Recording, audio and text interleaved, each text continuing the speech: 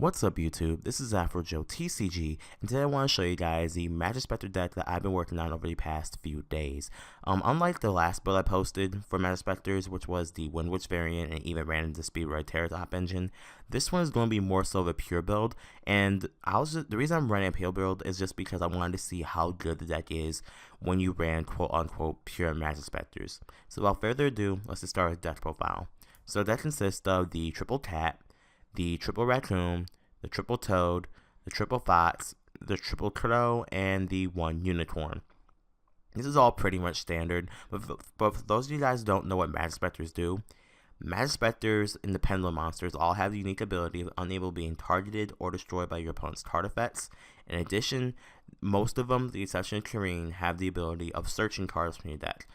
Neutral Time allows you to add any Majespecter card from your deck to your hand during your end phase. It's normal summon or special summoned. Majespecter Raccoon allows you to add any monster immediately. Toad allows you to set any spell or trap immediately. QB lets you add any trap card immediately, and Yada allows you to add any spell immediately. Kareen, as stated, is the only one that doesn't let you add, but what it does let you do is disrupt plays. Kareen has the ability that during either player's turn, you can target face-up Pendulum monster you control and one monster your opponent controls and bounce them both back to the hand. This is crazy good, as on top of the fact that this card can't be destroyed targeted by your opponent's card effects, making it hard for them to actually stop this from going off.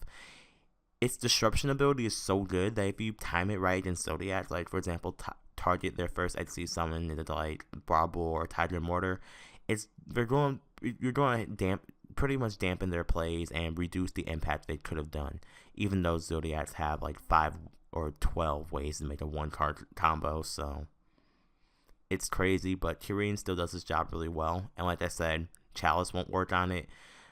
Dryden can't destroy it. It's just really good. And then finishing out the pendulums, you have the two Archfiend Centrics. It gives you the level 7 scale, which makes it the only way you can actually pendulum summon Kareen from your hand or from your extra deck. And on top of that, it also has the ability to destroy monsters or spells.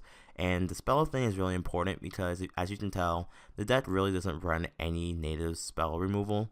And that's mainly because none of the Majespecter cards actually have a way of dealing with spell cards on their own. So Archfiend Centric helps in that way. And then the one Luster Pendulum, the Draco Slayer, sort of standard. And then 2 Match C, because it's the best hand trap in the game right now. Then on to the spells, we run the 3 Ties of Brethren, the sole reason why this deck is even playable in my opinion. If you want to know what this card does, you pay 2,000 life points, target level 4 lower card you control, bring out 2 monsters of different names but of the same type, attribute, and level of the selected monster, which is really good because I can target Yada, I can summon Yada, get a search, activate Ties of Brethren, pay 2,000, bring out Fox and Toad, and use both of their effects to get searches. So it's sort of like a +3 right off the bat just by activating this card, which is insane. And then you have 2 Majestic Pegasus, again, more special summoning, gives your your Majespecter some extra attack and defense, but basically the best, like I said, the special summon aspect is the best. I can summon Yada, search, tribute Yada, bring out Ubuntu or whatever Majespecter, get another search, and just set the cards and my turn there. Just helps establish better boards. And then I'm taking one Secret Village of the Spellcasters because outside of Invoke, no deck plays Spellcasters anymore. And if this card is on the field, my opponent can't activate any spell cards, which is very crucial because that means it protects my scales from cards like Twin Twister, MST, Cosmic Cyclone, or whatever back removal card you can think of. It's just really good for that aspect. And then I run 2 Terraforming to search out my field spells. 1 Majespecter Cyclone as a searchable card for Yada and instant monster removal, and 1 Raigeki because the best board wipe in the game in my opinion. And then finishing off the deck, we have the Triple Tempest, this deck's own version of Solemn Strike, the 2 Majespecter Tornado, the banished cards, really good because if you banish the rat, it reduces Zodiac's combo potential.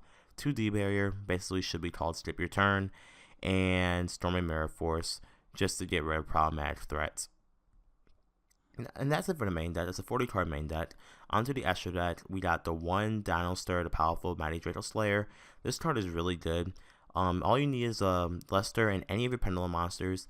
This card's a 2950 beater, and its ability is Your monster cards, well, basically pendulum monsters in your monster zones can't be destroyed by battle, and pendulum cards in your pendulum stales can't be destroyed by card effects. So it gives me even more protection from Twin Twisters and stuff.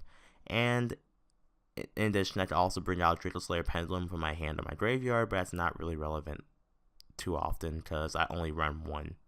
And then I have one Nister because a Nister is a Nister. Again, I can make him in the deck because of Luster. For the rank 3s, Did It Brilliant for extra power and offensive presence and potential OTK plays.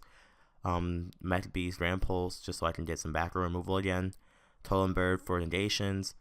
Phantom Knight Braidsword for card removal. God of Cowboy starting rank 4s off for burn damage. Abyss Dweller is good against cards that rely on the graveyard. Dajusto Emerald, honestly, the only reason it's in here is that I cannot think of another rank 4 off the top of my head. However, if you can think of a different rank 4, put whatever rank 4 floats your boat inside this spot. 1 Majespecter Paladin, the Rising Draco Slayer, because A, it searches out your pendulum monsters, and B, you can actually special summon your Luster from your extra deck and use it as a synchro material later on.